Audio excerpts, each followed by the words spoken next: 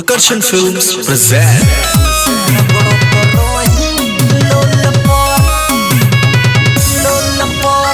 Music by Rajesh Sani, DJ Vikas Simrahi।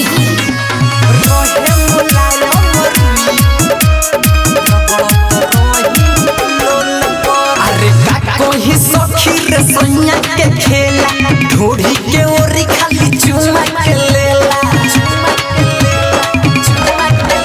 अरे का कोई सखी रे सैया के खेला ढोढ़ी के ओरी खाली चुमा के लेला।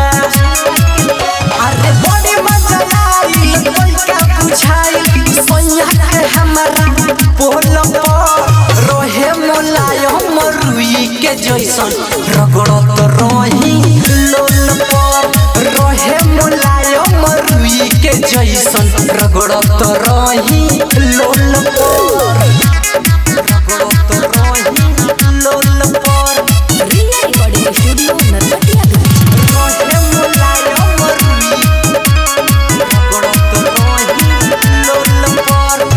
मिले सपट छोट मारे ले बोल से गिरत पानी हमरा सैया के नल से। आहे दादा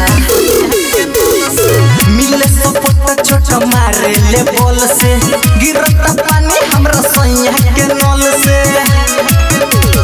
बोढ़े पे चलनी खाके हो खैनी फेरे ले हाथ हमरा ओल पर रोहे मोलायो मरुई के जैसन रगड़ी ले धके लोल पर रोहे मोलायो मरुई के जैसन रगड़ी ले धके लोल पर रगड़त रही लोल पर।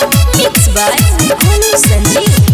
रोहे मोलायो मरुई रगड़त रही लोल पर।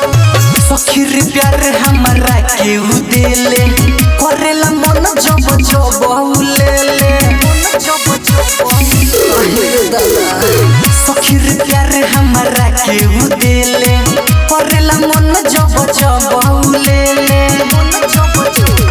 हंस गयो खेला करेला झमेला डबले पड़ो दुनु गोल पर रोहे मोलायो मरुई के जैसन रगड़ी ले धके लोल पर रोहे मोलायो मरुई के जैसन रगड़ी ले धके लोल पर। रिया रिकॉर्डिंग स्टूडियो नरकटियागंज।